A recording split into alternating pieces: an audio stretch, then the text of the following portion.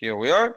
So hello everybody. So today this is well, once again it's summer. Well, it's winter in South America and Australia, right? But it's summer everywhere else. So the middle of the summer, I'm very much welcome you here on this day of probably some sort of vacation like thing, right? So and encouraging to see you over here because we are going to cover the important subject goes under the label of hypertonia. Hypotonia, right? So that's really the key question. So we always remember that these are this kind of two basic statements: hypertonia, right, and hypotonia. So it's not really that clear when we pronounce it in this kind of free-flowing way how smooth is that going, but today we're going to talk about the hypo. So that means the one that is labeled as the undertone, right? So you see the insufficient muscle tone, whilst the hyper is the one which is considered to be the excessive. So I think that as always, like as we've done, for example, with spasticity a couple of months ago, we will do the same simple trick, right? And we'll do the screen sharing and start with what Mr. Google is going to give us upon that basic search hypotonia. So that is going to give us the starting entry, right? And then we will elaborate from there depending on what it brings. Так, share the screen, right? All right, so the visibility is here. Yes. Yes. Okay, good. So look, I have typed the word hypotonia and Google gives me more than 6 million results. So, and the first one is very simple. Hypotonia is the medical term for decreased muscle tone. So far, so good. And then comes this basic explanation, which we'll elaborate further. The healthy muscles are never fully relaxed. They retain a certain amount of tension and stiffness, muscle tone that can be felt as resistance to movement. So you see, every single phrase here is very loaded. It's like it's everything that is being said here is very much open to interpretation. So never fully relaxed. What is relaxation, right? So you see relaxation, is this some sort of a basic muscle tone, or if we look at the paralysis itself, is it being relaxed or not, right? So you see the hypotonia. So that's the important point. Then they retain a certain amount of tension and stiffness. So once again, that means that there is a base level of tension which has to be there, but then the question is, how do we measure? How do you understand what is that tension and stiffness that has to be there? How much is too little? How much is too much? Right? And then that could be felt as resistance to movement. So which means that if it's felt as a resistance to movement, then what happens? That means that it's not very measurable. So that is a resistance to movement by definition, and becomes somewhat, or because it can be felt, it's a sort of subjective component, right? So, and you would think that, oh, there should be some really good tests and really certain ways to define it, as we will see later. No, there aren't. So even the definition itself is not particularly enlightening, or not it's very much sort of circular in a way, right? So, okay, so the muscles have tone. Hypotonia is the tone that is too little. But what is too little?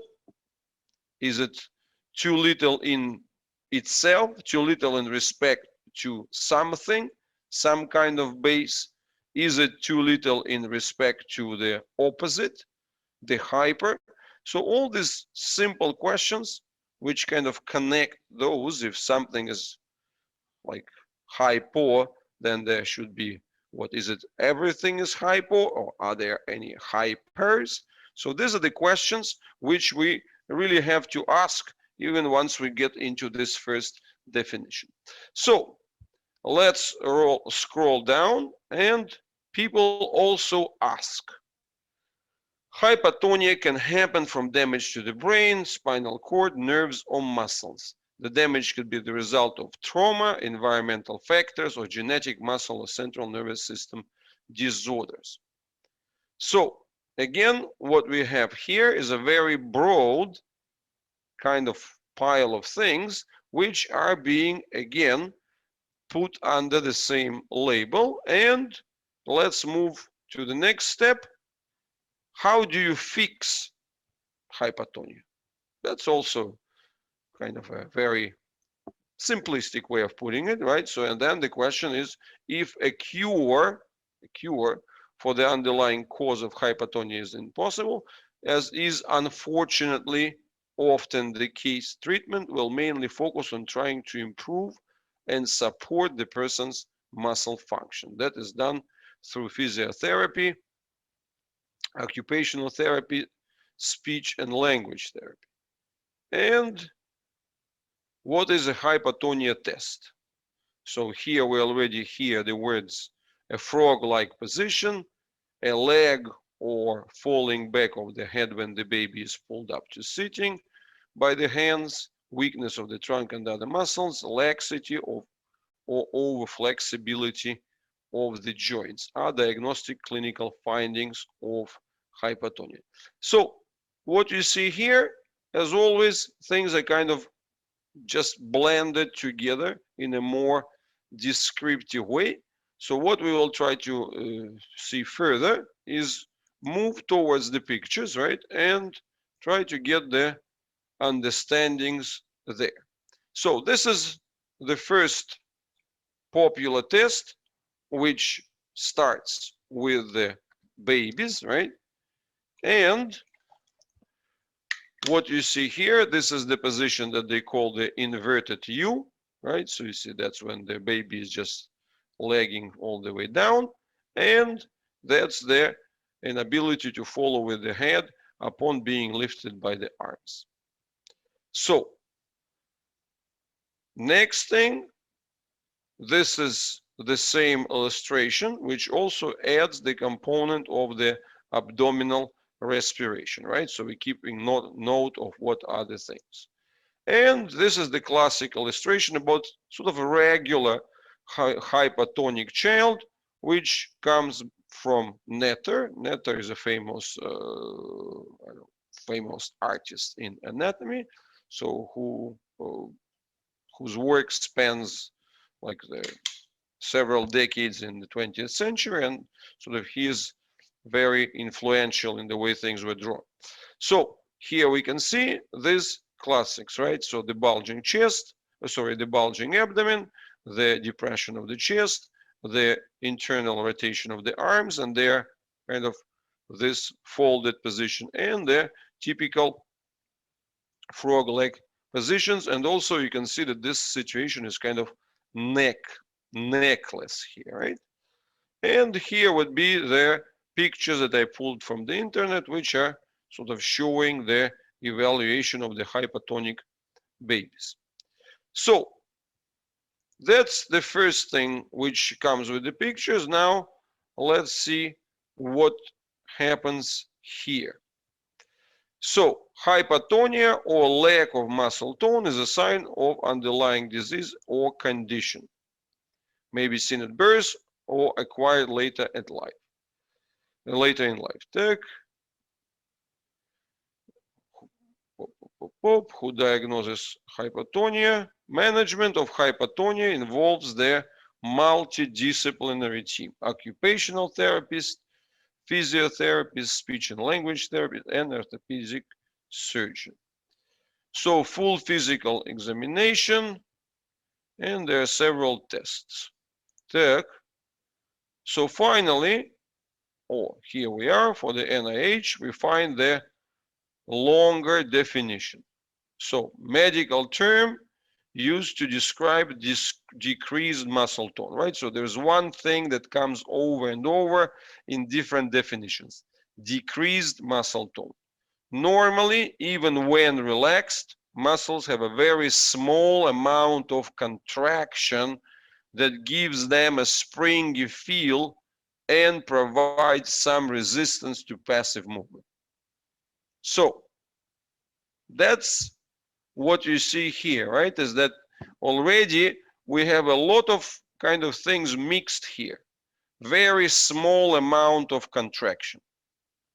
But at the same time, contraction in this particular term cannot really be defined by the EMG, so it's some kind of base tone.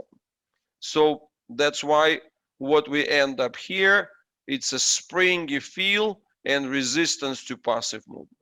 Now, once again, how this could be defined, this could only be defined by the other person, right? So you see, it's not something which could be defined very easily, and there are no specific indications here to describe that, right? So you see, in that sense, it's supposed to be defined by the other person who is supposedly knows what resistance is sufficient and what resistance is not.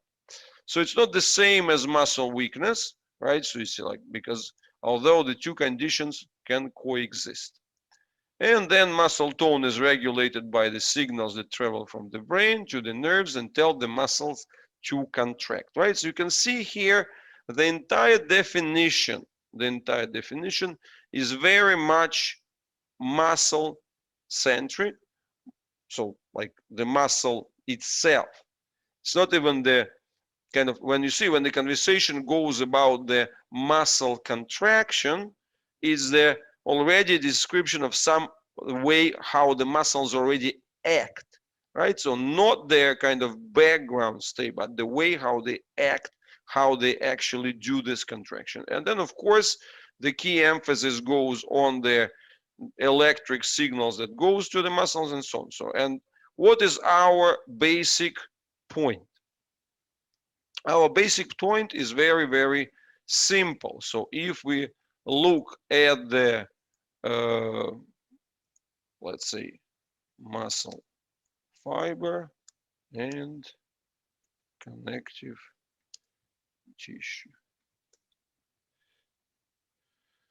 So if we look at the pictures, so they are kind of glorifying it, but what we have to understand as we look at the muscle fibers, that muscle fibers as such, if you look at this kind of pictures, right, is indicating that when we look at the whole thing, right, so you see that this is a very, that's how it looks, when we look at the muscle fibers per se.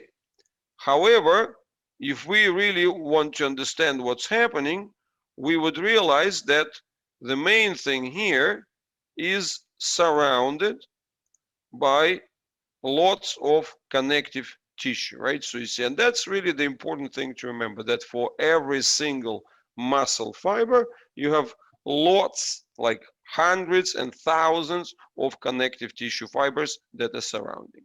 So, and that's would be the first point that we will actually be talking about, that, instead of just focusing on the muscle tone itself, right? So you see the contraction of the muscles, we would be looking at the bigger picture, and all that we need here to begin with is that these definitions that you see in the official resources, they are kind of very basic, right? So you see these definitions, they don't have some kind of, they don't give you, they don't offer you anything in terms of how the different things are really being linked.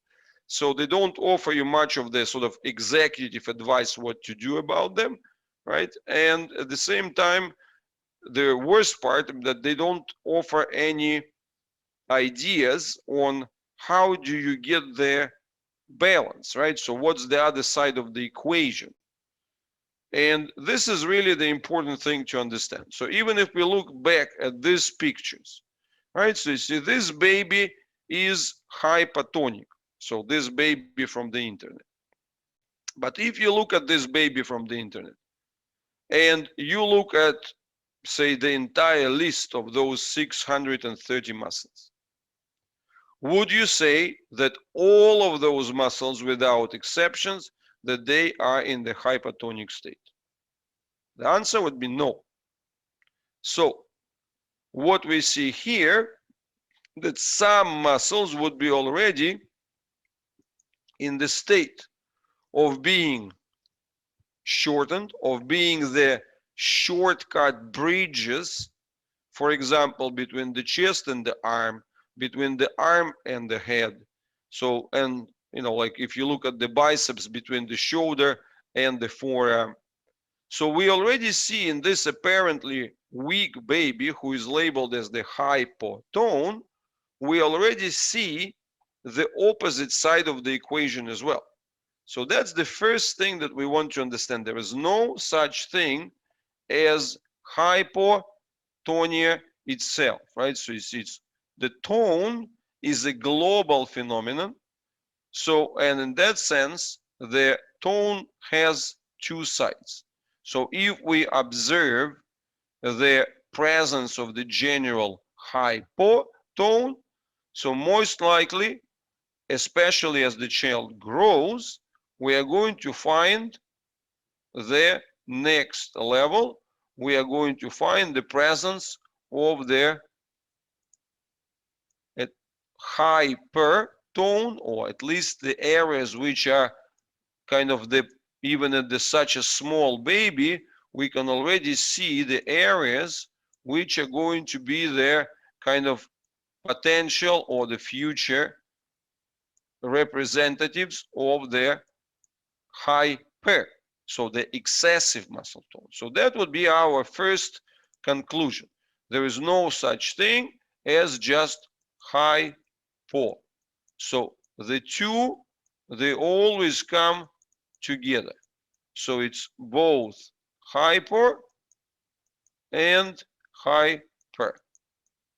But if there are two of them together, that means there has to be some process, some integrative function that combines the two, right? So you see, and that which actually, so according to which they are stabilizing. So according to which they are working together.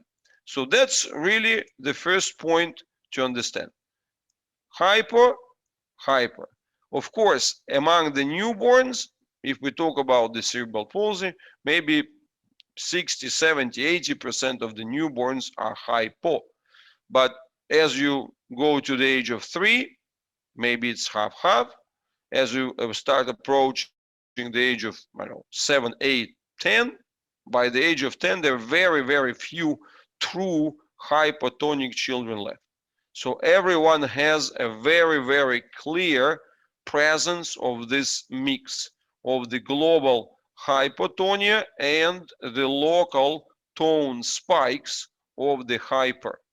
So, which means for us, the key question is their balance, right? So you see the balance and what is the essential factor that is responsible for all that. And, the answer, as you should not be surprised, lies in this simple pyramid, right? So you see this whole description. So if we look at the muscle as such, and then if we look at the nerves, so those elements, they are already very high in that pyramid. The nerves, the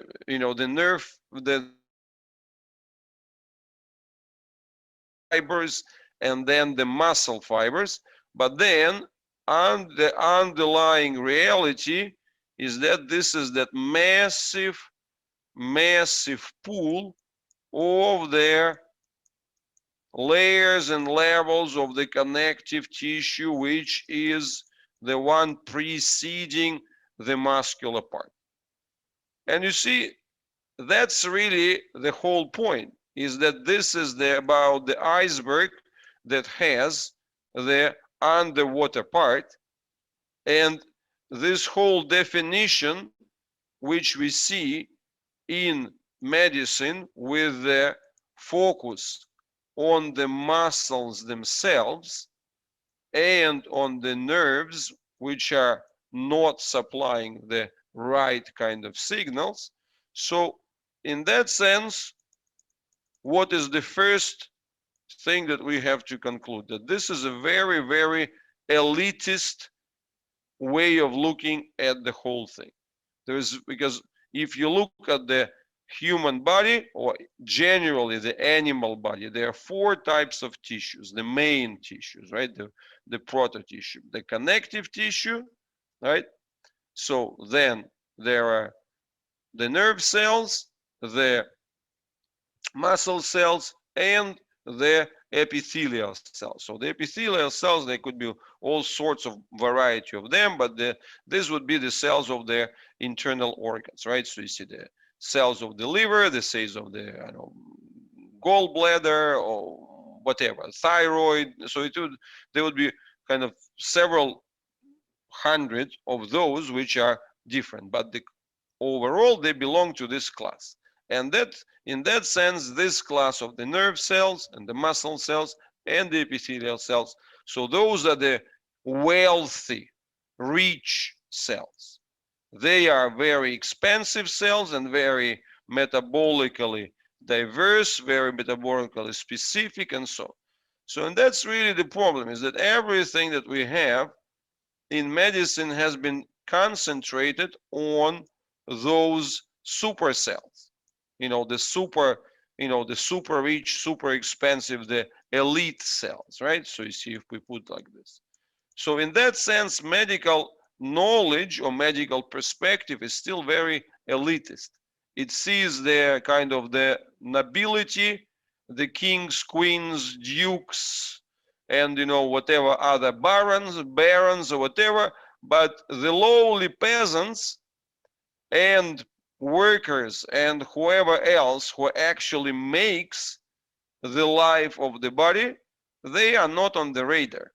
And that's why you've got this confusions like, oh, how come that there is this strange muscle tone, right?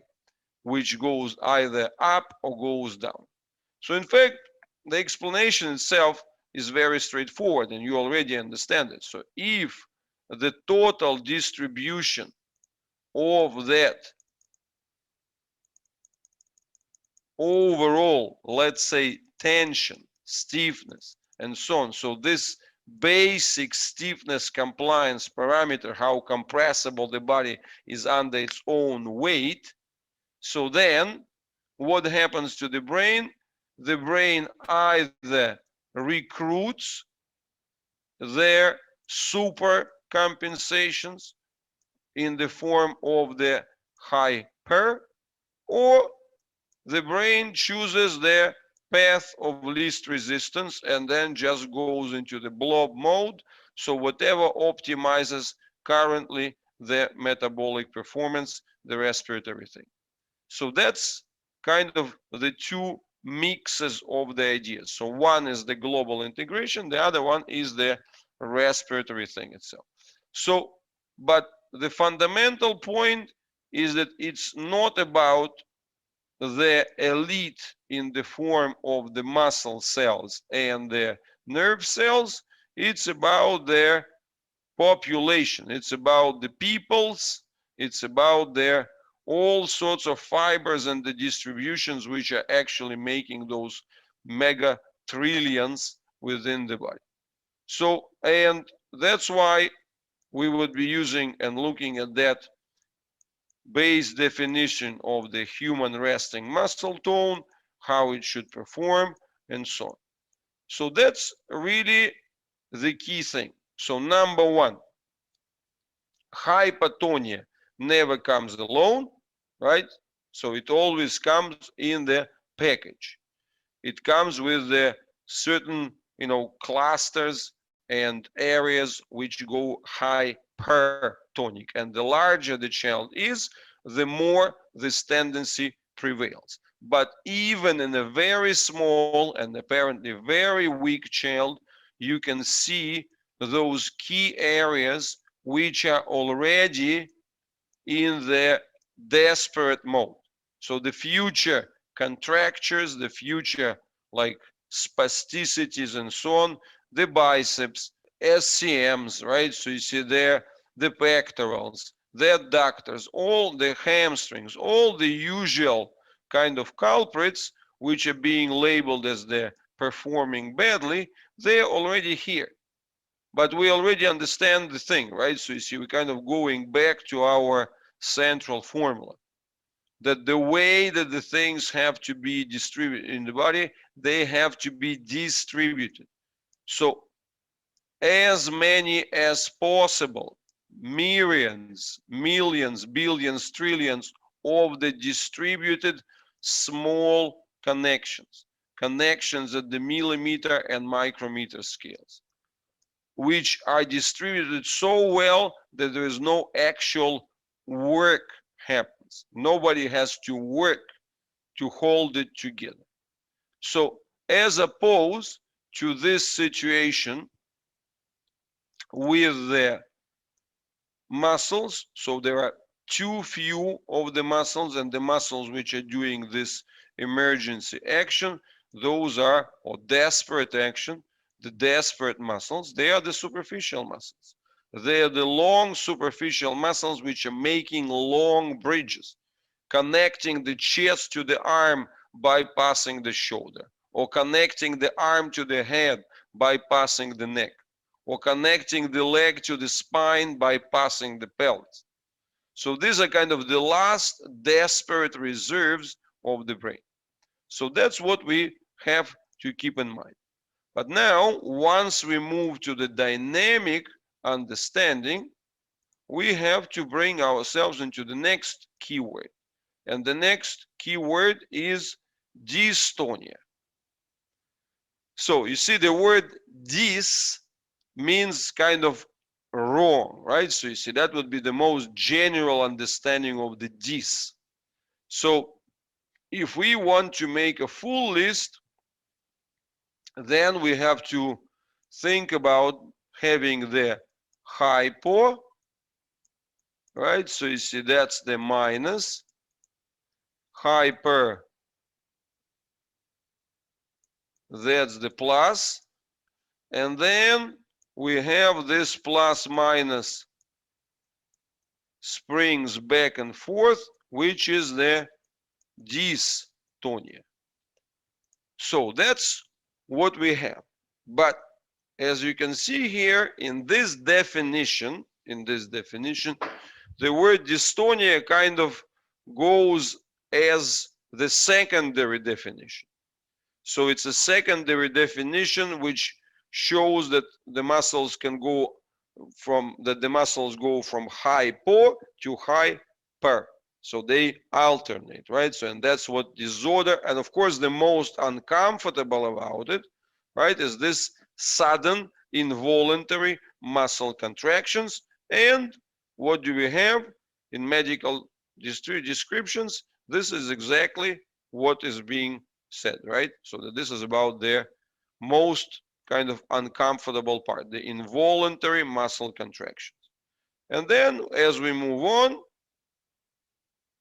we would find the usual phrase here. What is this? Dystonia has no cure, right? So you see that's the usual thing, but you can do a number of things to minimize its effects. So sensory tricks to reduce the spasms, touching certain parts of the body may cause spasms to stop temporarily. So it's about the tricks. So what is the suggestion that we are inviting you to see? It's actually this basic understanding that there is no such thing. So because hyper and hypo, these are kind of abstract measurements of the some kind of stop measures, right? These are the absolute measures. This is too much, this is too little. So the key point that we have to understand is that there is no things as hyper and hypo as the leading ones. The key word is the dystonia. It's not how high or how low, it's how exactly this profile of the muscle control is traveling, where it's starting, right? So you see, I mentioned this before. I will keep talking about it over and over again because that's the essence of the dynamic control. So what you're looking at the situation that you have the base tone without any action, but that's the base tone that doesn't cause that is enough to deal with the general weight of the body. It's enough to deal with the concentration of the weight loads. It's enough to breathe against the weight. It's enough to generate the basic oscillations and pulsations within the body. That would be this human resting muscle tone. And fundamentally, this is the tone where muscle fibers are just inserts into these big bundles or the big fields of the fascia tone. So it would be that background. So that's resting tone. But before you do any action, that has to go into some form of a readiness tone. Then it has to go into the activation tone. And only after that, it comes into some sort of real action tone. But that action tone itself, what we have with a healthy person, we have this situation that we are able to get the smooth control start at any point. Then it smoothly goes up, reaches the top level, stays there for as long as necessary, and then smoothly and controllably travels down. So that's really the key thing. So that would be the normotonia in that sense.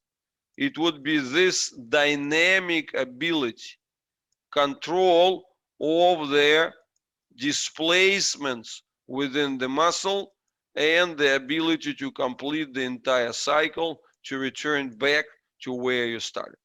So is this the situation that you see in your children, whether they are hypotonic or hypertonic? The answer is no. What you see is the situation where your children, they could have, their tone might be either, like way above, so they are not comfortable with their, like being in this with their own weight as they are lying down, and as they have to breathe it, so it will be too high, or of course they might be like a blob, it would be too low. But that is just a starting point. What is essential is the way how this tone travels. That's the key. And this is what we can face, is that you see your child might have something like holding, then boom, suddenly jumping into very, very high position, then going up, then dropping down, then going up, then, going up, and then boom, depleting, and then falling all the way down. So that's a different dynamic profile. Instead of this nice, smooth, controllable part, which has all the steps and elements as we have, thanks to the underlying normal tone, thanks to underlying kind of distribution. So the children with hypotonia and hypertonia, who are in fact dystonic, they have this weird shape. So these are the controls, and then from time to time, this from movement to movement, this particular profiles, they could vary, right? So you see the child might get scared and then his tone is going to jump up, or he might get excited and then it's going to jump up and get stuck there, and then he might do some sort of readiness shift at a super high level, but then get stuck again, then drop, and so then stay, and then drop again, and then maybe that not even dropping, maybe instead of coming back to the lower tone, it will keep going up. So this is all this tone confusions that you see in their situation. So what I want you to understand that every channel without exception is dystonic rather than hypo or hypertonic.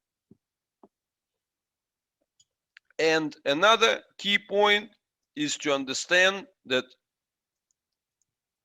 what you have here as the basic statements. Dystonia has no cure. Hypotonia, where is that? Hypotonia, it's a symptom rather than the condition. So means that it doesn't have any cure. And when you hear people start talking about the multidisciplinary teams, that means that they don't know what to do. So, basically, what is that? Physiotherapy, occupational therapy, speech language, and then the orthopedic surgeon. What does it mean? That means that they're just throwing kind of everything that you have, going at the muscles and so on, but not really achieving anything there. So these are the basics that we have to understand. And now let's look at the pictures again.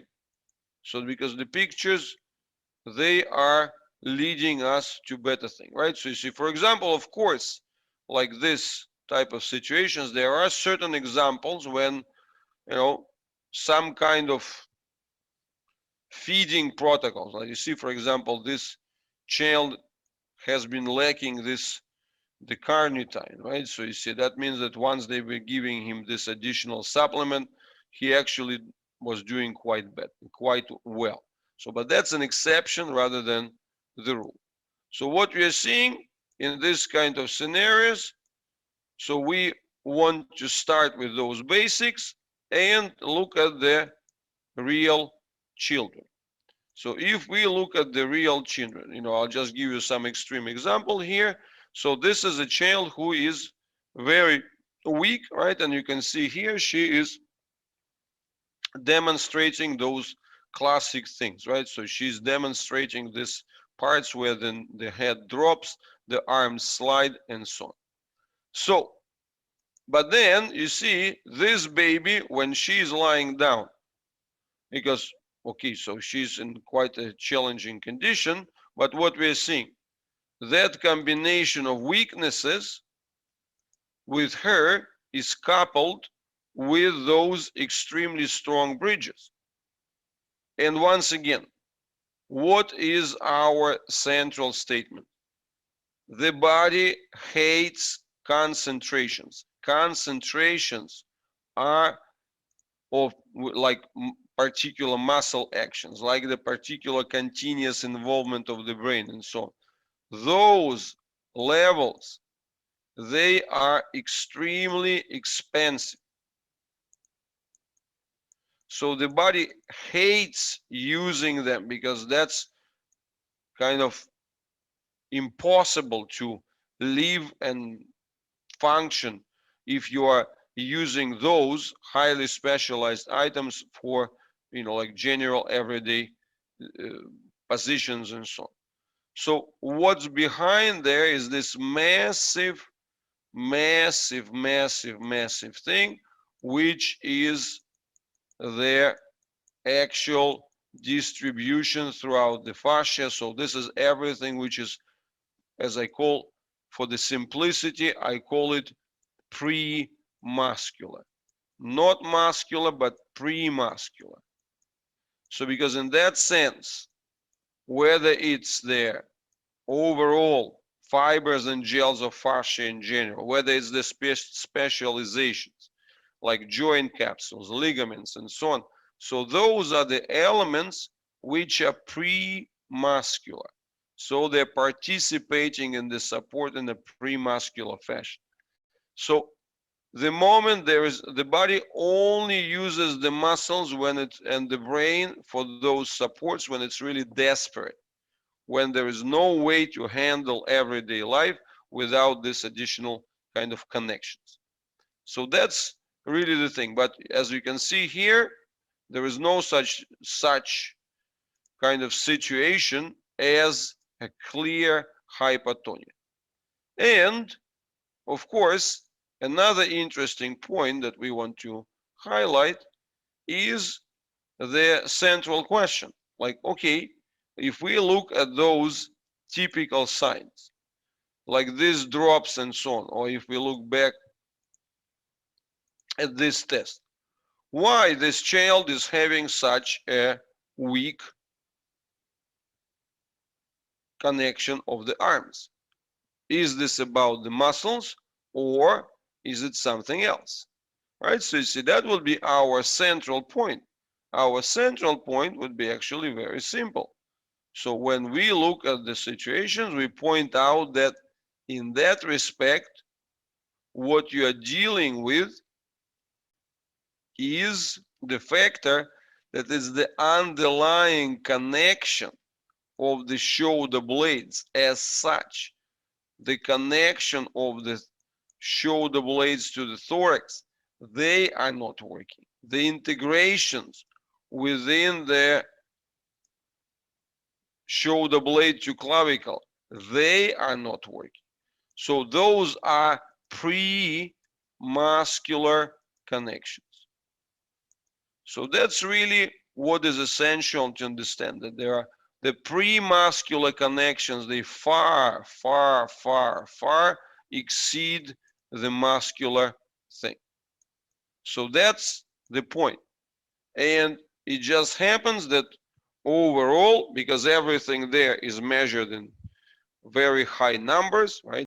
Okay, there's 600 plus muscles, but every muscle consists of thousands and tens of thousands of the muscle fibers. So it's a huge number anyway.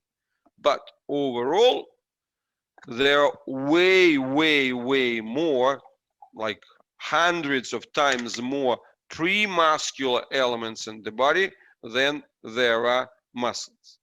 And this is a very simple thing. So I keep repeating the same point. What is the essence of the cerebral palsy in the situation, any situation? Is that you've got, whether it's hyper, you've got the situation that too few muscles, right? Too few muscles, which are at the same time too strong, I mean, too participative and too superficial, right? So you see, doing too much work. And what is our goal? Our goal is always very simple. It's always the same. We want a lot more muscles. That means they have to get even smaller, right? So you see, they get even smaller and then go into the pre-muscular mode. So it has to be big numbers and it has to be pre-muscular, and they should do it without working. So that's really always the same formula, always the same explanation that we are talking about. So, and if we look further, what else we are going to see? We're going to see that as we move on, and look at the ways how things work, then what happens, we can start looking at the typical pattern. So you see, different children with hypotonia come out in overall different ways. So they all have this typical situation of the leg spread, of the weak hip joints and so on. So they go into that position and so on, but the type of the supports could be very different.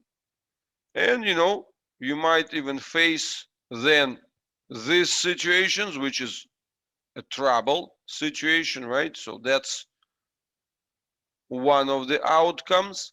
of the hypotonic condition, when the premuscular elements remain very weak and the compensations that come via the muscular elements start leading the body into this destruction. So you also can have this type of the situation when the child kind of folds and gets locked.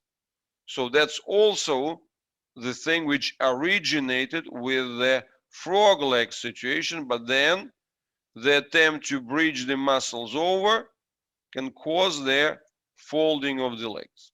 So originally they are frog-like, but there is then an overlap. And then if we go further, then we will see this type of situation, right? So you see, this is a child who is very active, who is very engaged and very involved, but what is his pattern telling us? This pattern is telling us that, okay, so in his fundamental underlying state, he presents this overall hypotonic condition, even though he is incredibly strong and he has very, very strong stiffnesses. But the basic position is this. So, and that's what we have to keep in mind, that we have to keep in mind that the critical part is about the non-muscular elements, premuscular elements, because they are the ones responsible for the distribution of loads. So that's kind of the rule which we always talk about. So that's all about the distribution. And here, of course, you can see that this distribution is very, very uneven, but that's a very flat channel. So that is the one that who corresponds more to the typical hypotonic state. However, if we go back to this example, what you are seeing here is seeing that in any scenario of the hypotonia, you see significant presence of the hypertonia. But the opposite is true as well. In any scenario of the hyper, the spastic one, if we were looking at the arm, there would be plenty of the connected hypo elements. But then, of course, you look at the other areas, you look at the arm, you look at the torso and so on, then it would be the hypo as the base, and then coming up with the hyper compensations. So those things really happen, and like just that's the way it is. So this is where we come back. There is no such thing as the hyper and the hypo.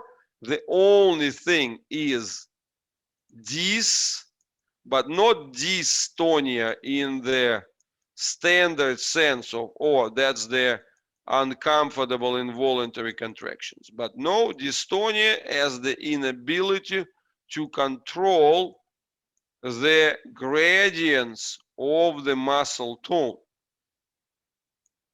and the ability to start, get the smooth articulated transitions, ability to stop at any time, and then ability to get the function and then smoothly return to the initial position. So that is the poor set of the definitions, the hyper and hypo.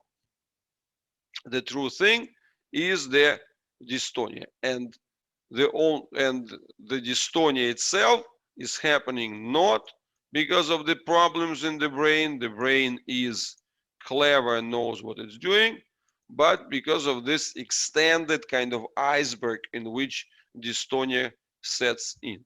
So, which dystonia is the attempt of the central nervous system to solve this missing distributed support. So that's always the same logic. I mean, it's kind of to their you know, to a great extent, is just like fundamentally very, very primitive. You know, we're just looking for the distribution and that's it. And so we looked at those, right? But for you to compare, you see, these legs, they have the properties which in the beginning were similar to these legs. You might say, how come? These legs, they are clearly showing the triangle, right? They're clearly showing you the frog-like appearance, so they are outwardly rotated. But how could we say that these legs perform similar to these legs? At first, it sounds very, very strange, but that's the reality. See, this position of the legs is defined by what's happening at the hip joint itself. But the other position here, it's the same, but with the additional folding of the legs. So the legs were spread first from the bottom of the pelvis, but then they just got the additional twist, additional attempt to stabilize the situation from the upper parts of the pelvis. So that's why the legs then afterwards they folded in. But what we see as the total connection today, that's the overlap of the multiple situations. So the deep situation is the spread and the drop of the legs, indicating the weakness of the hip capsules and so on. On the other hand, this is their attempt to consolidate it via the kind of super rotation of the legs, right? So you see that comes from here. So, and then it overlaps it, and then you get the legs rotated inwards. So what does it mean? That as this as we peel off the layers of spasticity by adding the distribution, what we're going to see in this type of situations that the legs become more frog-like from even being very much overlapped. So, and as we move further, you see that's another child with some weaknesses, right? And you see that's why she prefers the frog, but she has enough of the connections to be functional and viable there. And that's, you see, that's another view which shows their typical and the key challenge for these children, right? So you see that will be the very pronounced flatness of the back, so that there is nothing that actually goes there.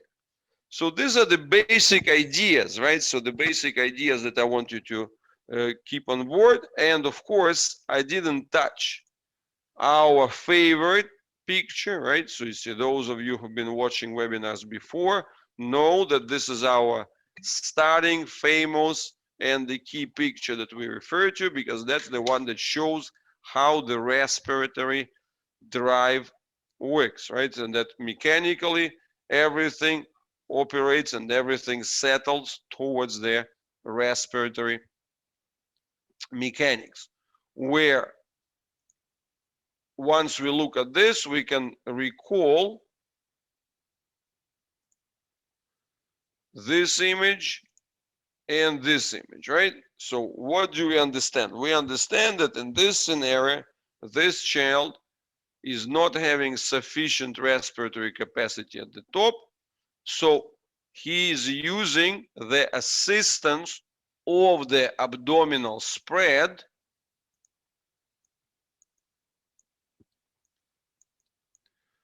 pulling the ribs, right? And also bulging forwards. If he's lying on his back, it would be bulging the abdomen.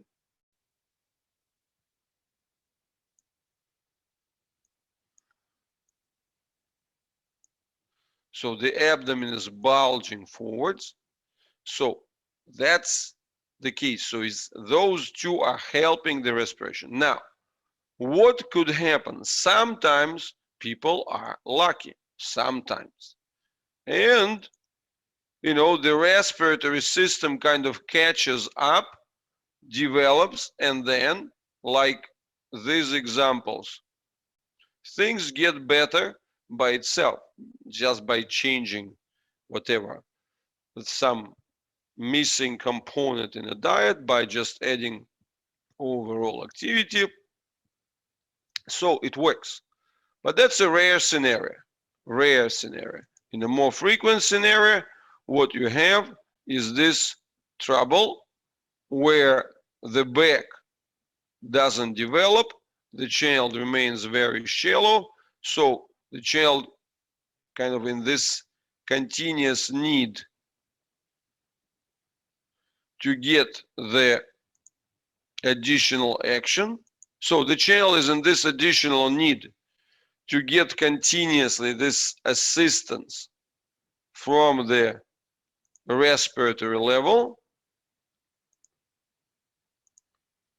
So, and then the situation keeps getting worse. So basically this is it, right? So like some children might be lucky and the chest could recover this leadership. So then the abdomen sort of folds and then the visible hypotonia kind of reduces, right? And that's how you get, you see, you get 100% of the premature children who will be looking similar to this. But only 25% of them end up with the cerebral palsy. So another 25-30% of them, they have weaknesses and troubles in life, but you know, there is still percentage, less than half, but there's a kind of a significant percentage of the children who even were born premature and hypotonic, so who actually kind of build up and get this, so they get through this type of challenge. But of course, it's never complete, but it kind of works for the regular kids. So these are the key ideas. And probably one more thing that I want to say is that these kids with this typical appearance, the typical hypotonic experience, but we know that it's just one kind of format of dystonia, right? So, but this particular appearance is the one that favors the X-rays. Like you see, for example, if you go to Asia, of course, there is way more children with hypotonia there. Why? Because Asians, in general, they have flatter backs, so they are born with relatively weaker backs. So if the child is having this problem, so they don't develop this. They don't develop, right? So the child who doesn't develop the back and remains frontal, so that would be the child who would be in this frog position and would never really develop sufficient strength of the hip joint. But as we already understood, this position of the frog legs is the one that favors the X-ray. So the X-ray for these children tends to be looking good. Why? Because as you can see here, it's just in front. So if the person has this frog situation, so the capsule is very unstable, but the legs are spread, so it's not really visible. You cannot use those legs, you cannot put any loads on them, but they look better on the X-ray. So therefore, in general, there is less kind of harassment for the Asian children on average, right, than for the ones in Europe. But on the other hand, if such child develops asymmetry or imbalance due to the surgery or due to this attempts to do physical therapy and so on, so which are impossible to balance through the muscles, so these children easily develop very, very severe imbalances. So, but at first they look more balanced kind of, but we understand once again that's sort of a fake And what we have to be looking at, how to optimize this entire respiratory function, because everything adjusts to it, right? So you see, that's really the key thing that we have to understand. So everything starts with the breathing and the respiratory mechanic that serves it. So if breathing is the function of the lungs, respiratory mechanics, it only starts with the chest cavity. Respiratory mechanics is the total engagement of everything for the of the entire body to service the respiratory needs. So this is really the key thing to understand. So I hope that I gave you a good enough introduction into the subject of the hypotonia, and that you will not be confused in the future, so that in that sense, hypotonia and hypertonia, two sides of the same dystonic coin. It's not about static measurements, it's about the dynamic regulations. And dynamic regulations of the muscle tone, they are hooked into respiratory mechanics, which of the entire body, which has to service the breathing function. So that's all the breathing function of the lungs, right? So you see, that's really the key that we have to keep in mind around this when we look at this picture. Everything revolves around this breathing ability, but breathing ability is the function of the lungs, but the respiratory mechanics, that's the function of the entire body, right? So you see, that's the key point. So the body optimizes itself and finds a kind of reasonable integration because it needs to survive. So that means that the rest of the body is providing the respiratory mechanics for the lungs respiration. And this, this could include everything, using the arms, using the abdomen, using whatever other part. So that's what you have to remember. But on the other hand, and I probably should have said this in the very beginning, so what we know is that with the spastic children, the fight with the spastic children, their physical therapy and so on has kind of more illusion of progress. But with hypotonia, as you look here, you will see there is not much to say. So when it comes to the treatment of the hypotonia, there is really not much to discuss. So, and that's really the key. So that when there is not much to discuss, what does it mean? That means that nobody really understands what's going on. So, and so that's what we're looking at, right? So you see how to improve the situation, right? Because here it's a plan and so on and so on. But the essential point is very simple.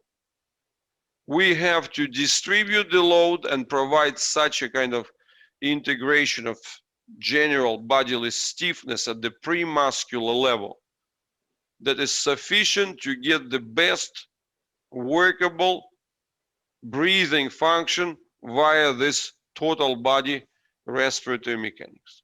So that's probably the overview of the situation. I hope this helps, and if it doesn't, so I'm always happy to get the question and answers, so that and you can type things into the chat so that we can kind of get this part going. Manu, maybe you can give me 5 minutes to renew my tea supplies. Meanwhile, I suggest that participants could drop their questions into the Q&A if they have, and I hope that they have some. So considering this type of the challenges and what, like when you want to understand what to do with this,